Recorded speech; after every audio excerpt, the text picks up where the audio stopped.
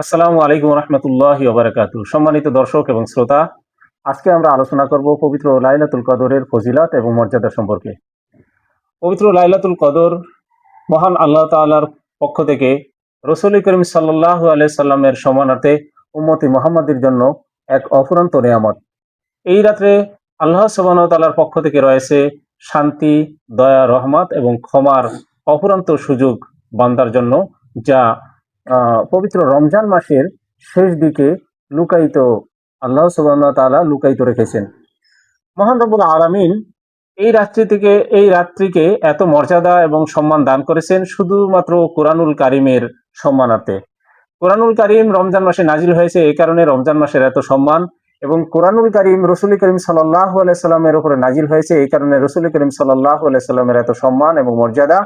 একইভাবে এই কোরআনকে লাইলাতুল কদরে নাজিল করা হয়েছে, এই কারণে লাইলাতুল কদরের এত মর্যাদা। সম্মানিত দর্শক এবং শ্রোতা, এই রাত্রির মর্যাদা সম্পর্কে একটি পূর্ণাঙ্গ সূরা নাজিল করা হয়েছে, যেই সূরাটির নাম হচ্ছে কোরআনুল কারীমে এই সূরাটি সূরাতুল কদর নামে পরিচিত। কদর শব্দের অর্থ সম্মান, মর্যাদা, এবং বিশেষ করে কদর শব্দের অর্থ মানুষের ভাগ্য। তো আল্লাহ সুবহানাহু ওয়া তাআলা এই সূরাতুল কদরে বলছেন, বিসমিল্লাহির রহমানির রহিম, ইন্না আনসালনাহু ফি লাইলাতিল কদর, নিশ্চয় আমি এই কোরআনকে নাজিল করেছি কদরের রাত্রে। আনজালনা এই শব্দটি দ্বারা কোরআন নাজিলের একটি ধারাকে বর্ণনা করা হয়, এবং কোরআন নাজিলে আরো একটি ধারা রয়েছে যেই শব্দটি হচ্ছে নাজ্জালনা। যেমন আল্লাহ সুবহানাহু ওয়া তাআলা কোরআনুল কারীমে বলছেন, ইন্না নাহনু নাজ্জালনা যিকরা ওয়া ইন্না লাহু লাহাফিজুন, নিশ্চয় আমি এই কোরআনকে নাজিল করেছি এবং এই কোরআন সংরক্ষণের দায় দায়িত্ব আমি আল্লাহ নিজের। তো এখানে আল্লাহ সুবহানাহু ওয়া তাআলা কোরআন নাজিলের জন্য নাজ্জালনা শব্দটি ব্যবহার করেছেন, কিন্তু কদরের রাত্রে যে কোরআন নাজিল করা হয়েছে সেই কোরআন নাজিলের ক্ষেত্রে আনজালনা শব্দটি ব্যবহার করেছেন। তাহলে আনজালনা শব্দ দ্বারা আল্লাহ কি বুঝাতে চেয়েছেন আর নাজ্জালনা শব্দ দ্বারা আল্লাহ কি বুঝাতে চেয়েছেন? আনজালনা শব্দটি দ্বারা বুঝাতে চেয়েছেন যে কোরআনকে আমি একসাথে নাজিল করেছি, একাত্রে। অর্থাৎ বর্তমানে আমরা যে কোরআনুল কারীম দেখতে পাচ্ছি, কোরআনুল কারীমের যে ধারাবাহিকতা, আকার আকৃতি, শেপ যেটা আমরা দেখতে পাচ্ছি, এই কোরআনুল কারীম এই বর্তমান যে আকার আকৃতি, এই একই ধারাবাহিকতায় একসাথে রাসূল করিম সাল্লাল্লাহু আলাইহি সাল্লামের উপরে নাজিল করা হয়েছিল কদরের রাত্রিতে। আর দীর্ঘ 23 বছর ধরে যে বিভিন্ন প্রেক্ষাপটে কোরআন নাজিল করা হয়েছিল, সেটির ক্ষেত্রে আল্লাহ সুবহানাহু ওয়া তাআলা নাজ্জালনা শব্দটি ব্যবহার করেছেন, অর্থাৎ ধারাবাহিকভাবে নাজিল করা। এখন তাহলে প্রশ্ন হচ্ছে যে কোরআন কি একসাথে নাজিল করা হয়েছিল কদরের রাত্রিতে?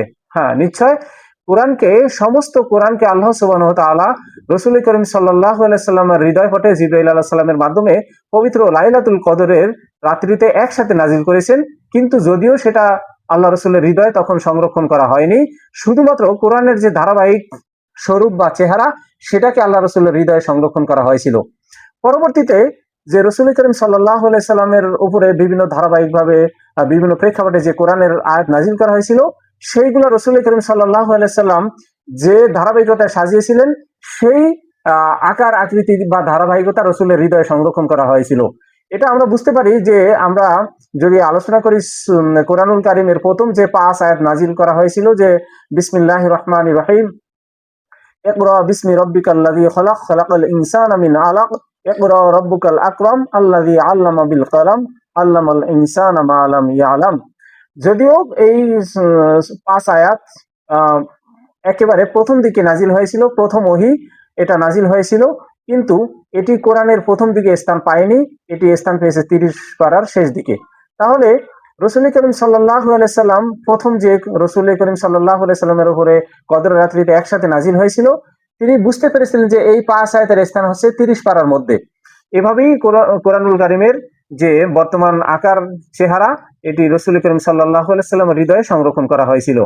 যাই হোক, আমরা ফিরে আসি যে আল্লাহ সুবহানাহু ওয়া তাআলা বলছেন, ইন্না আনসালনা ফি লাইলাতিল কদর, নিশ্চয় আমি এই কোরআনকে একসাথে নাজিল করেছি কদরের রাত্রিতে। ওমা আদরাকা মা লাইলাতুল কদর, আর আপনি কি জানেন যে এই কদরের রাত্র কি?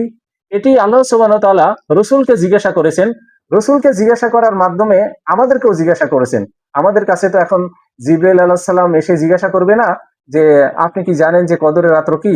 আসলে এই কোরআন হচ্ছে, এটি কোনো সায়েন্স এর গ্রন্থ নয় যে এটা কোনো সায়েন্স বা বিজ্ঞান, এটি হচ্ছে সাইন, এটাই হচ্ছে সায়েন্স না, এটি হচ্ছে সাইন, অর্থাৎ এখানে আকার ইঙ্গিতে বোঝানো হবে। তো আকার ইঙ্গিতে আল্লাহ সুবহানাহু ওয়া তাআলা আমাদেরকে জিজ্ঞাসা করছেন যে ওমা আদরাকা মা লাইলাতুল কদর, আপনি কি জানেন যে এই লাইলাতুল কদর কি? এখন আমরা তো সরাসরি আল্লাহকে উত্তর দিতে পারছি না। আল্লাহই নিজে উত্তর দিচ্ছেন যে লাইলাতুল কদরি খায়রুম মিন আলফি শাহর, যে এই কদরের রাত্রি হচ্ছে এমন একটি রাত্র যেই রাত্রটি হচ্ছে হাজার মাসের চাইতে উত্তম। হাজার মাস বলতে ৮৩ বছর ৪ মাস।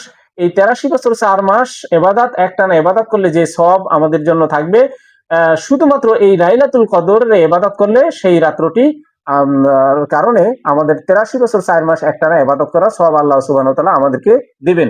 এটা এই কারণে দিবেন যে একবার রাসূল করিম সাল্লাল্লাহু আলাইহি সাল্লাম সাহাবায়ে কেরামদের মাঝে আলোচনা করছিলেন। তিনি বলছিলেন যে বনী ইসরাইলে এক ব্যক্তি ছিল, তিনি দিনের বেলা জিহাদ করতেন এবং রাতের বেলা নফল ইবাদত করতেন, এবং এইভাবে তিনি একটানা ১০০০ মাস পর্যন্ত তিনি এই ইবাদতটা করেছিলেন।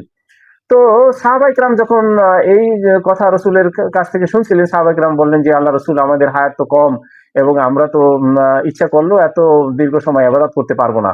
তখন এই প্রেক্ষাপটে সূরাতুল কদর নাজিল হয়েছিল এবং সেখানে আল্লাহ বলছেন যে লাইলাতুল কদরি খায়রুম মিন আলফি শাহর, যে এই লাইলাতুল কদরে কেউ যদি ইবাদত করে তাহলে ওই বনী ইসরাইল যে ব্যক্তি ১০০০ বছর একটানা ইবাদত করেছিল তার চেয়ে বেশি সওয়াব আল্লাহ সুবহানাহু ওয়া তাআলা এই উম্মতে মুহাম্মাদীকে দান করবেন। এরপরে আল্লাহ সুবহানাহু ওয়া তাআলা বলছেন তানাজ্জালুল মালাইকাতু ওয়ার রূহু ফিহা বিইذনি রাব্বিহিম মিন কুল্লি আমরিন। তানাজ্জালুল মালাইকাতু, সেই দিন সেই রাতে দলে দলে রহমত বরকতের ফেরেশতারা নাজিল হয়। বিশেষ করে ওয়ার রূহ, রূহ বলতে হযরত জিবরাইল আলাইহিস সালামকে বোঝানো হয়েছে। এই রাতে হযরত জিবরাইল আলাইহিস সালাম তিনি পৃথিবীতে তার দলবল নিয়ে পৃথিবীতে আসেন এবং ফিহা বিইذনি রাব্বিহিম মিন কুল্লি আমরিন, পৃথিবীতে যা কিছু ঘটবে, যত বিষয় ঘটবে, সমস্ত বিষয়ের বিস্তারিত বিবরণ সহ আল্লাহর রাসূল সাল্লাল্লাহু আলাইহি সাল্লামের এই উম্মতে মুহাম্মাদীর জন্য আল্লাহ সুবহানাহু ওয়া তাআলা প্রত্যেকটি বিষয়ের বিস্তারিত ফয়সালা এই রাতে করে থাকেন। আমরা যে বলি যে শবে বরাত রাত্রে, শবে বরাত অর্থাৎ শাবান মাসের ১৫ তারিখের রাত্রে যে মানুষের ভাগ্য নির্ধারণ করা হয়, সেটির কোনো জোরালো কোনো প্রমাণ নেই। কিন্তু একেবারে এই শবে কদরের রাত্রের একেবারে নির্ধারিত এবং সুস্পষ্ট কোরআনুল কারীম দিয়ে ব্যাখ্যা করা হয়েছে যে এই রাতে মানুষের ভাগ্যে আগামী ১ বছরে কে কোথায় মারা যাবে, কে কার কতটুকু সম্পদ হবে, কে কোথায় বসে খাবে এবং কে হজ করবে, কে কোন জায়গায় কতটুকু ইবাদত করবে, কে ভালো করবে, কে মন্দ করবে, সমস্ত কাজের ফয়সালা এই রাতে নির্ধারণ করা হয়। তাহলে সম্মানিত দর্শক এবং শ্রোতা, আপনারা বুঝতে পারছেন যে এই রাত্রটি আমাদের জন্য কতটা সম্মান এবং মর্যাদার, এবং আমাদের সুযোগ অনুসন্ধানের জন্য এই রাত্রটি কতটা আমাদের জন্য মানে গুরুত্বপূর্ণ।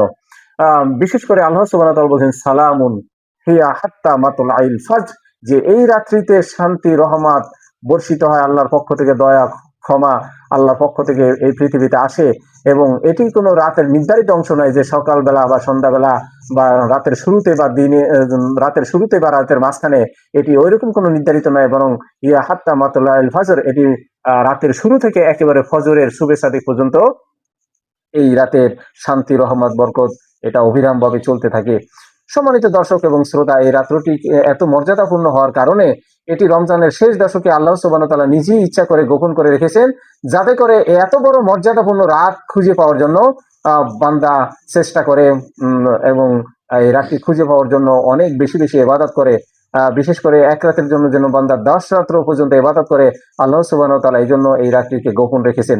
এবং গোপন রাখার আরো একটি হিকমত এরকম হতে পারে যে আল্লাহ সুবহানাহু ওয়া তাআলা এই রাত্রিকে যদি নির্দিষ্ট করে দিতেন, তাহলে মানুষ এই রাত্রিকে পাওয়ার জন্য অন্য রাত্রে কোনোদিন ইবাদত করতো না, এবং মানুষ এমনও হতে পারে যে এই রাত্রির মর্যাদা জেনেও মানুষ জেনে শুনে এই রাত্রে পাপাচার করতে পারে বা এই রাত্রিকে ইবাদত না করে গুনাহে লিপ্ত থাকতে পারে। তাহলে মানুষ জেনে শুনে যখন এই পাপটি করবে তখন তাদের শাস্তি বেড়ে যাবে। এই কারণে আল্লাহ সুবহানাহু ওয়া তাআলা তার হিকমত থেকে তিনি এই রাতটিকে গোপন রেখেছেন। রাসূল করিম সাল্লাল্লাহু আলাইহি সাল্লাম বলছেন মান কামা ঈমানান ওয়া ইহতিসাবান গুফিরা লাহু মা তাকদ্দামা মিন জামবি, যেই ব্যক্তি ঈমান এবং সাথে যেই ব্যক্তি এই রাতে ইবাদত বন্দেগী করবে, আল্লাহ সুবহানাহু ওয়া তাআলা তার জীবনের সমস্ত গুনাহ মাফ করে দিবেন। তো সম্মানিত দর্শক এবং শ্রোতা, এই রাতটি আমাদের কাছে অত্যন্ত মর্যাদাশীল। আমরা সবাই চেষ্টা করব এই রাতে ইবাদত বন্দেগীতে কাটিয়ে দেওয়ার জন্য। আমা তৌফিক ইল্লা বিল্লাহ। আসসালামু আলাইকুম।